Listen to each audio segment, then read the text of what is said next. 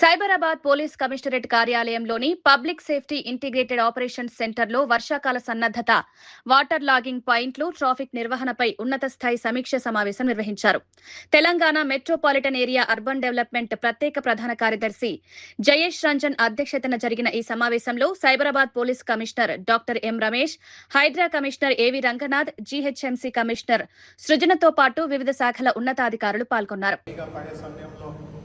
జనాల కోసం మనం ఎట్లాంటి తగిన చర్యలు తీసుకోవాలి, చాలా వివరంగా ఇక్కడ ఉన్నటువంటి అధికారులందరితో, పోలీస్ అధికారులు, మున్సిపల్ అధికారులు, ట్రాఫిక్ అధికారులు, హైడ్రా అధికారులు వాళ్ళందరితో చర్చించడం జరిగింది.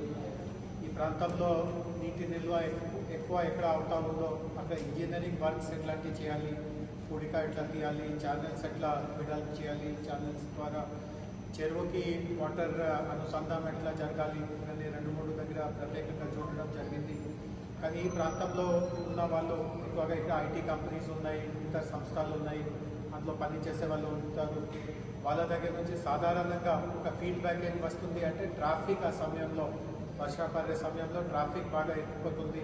దాంట్లో కొన్ని సందర్భంలో 3 గంటలు 4 గంటలు కూడా ట్రాఫిక్లో అక్కడ ఆగిపోవడము, కొంతమందికి చాలా దానివల్ల తీవ్రమైన ఇబ్బందులు కూడా వస్తాయి. సో ట్రాఫిక్ ఏ రూపంలో మనం మేనేజ్ చేయాలి దాని గురించి అందరితో మాట్లాడాము. కొన్ని మంచి సలహాలు, సూచనలు కూడా వచ్చినాయి. ఉదాహరణకి మనందరికీ ఈరోజు ఒక అలవాటు ఏముంది అంటే కొన్ని యాప్స్ ఉంటాయి, వాళ్ళు దాంట్లో వెదర్ పరిస్థితి చూడవచ్చు. అంటే హోల్ డేలో ఏ సమయంలో ఎంత ప్రొబాబిలిటీ, ఎంత ఛాన్స్ ఉంది, ఆ సమయంలో ఖచ్చితంగా వర్షం పడుతుందో అట్లాంటి అనుమానాలు మనకు కొన్ని మొదటి నుంచి ఆ యాప్స్ ద్వారా తెలుసుకోవడానికి వీలు ఉంటుంది. సో అనుకోండి, ఒక రోజు 4 గంటలకి చాలా భారీ వర్షం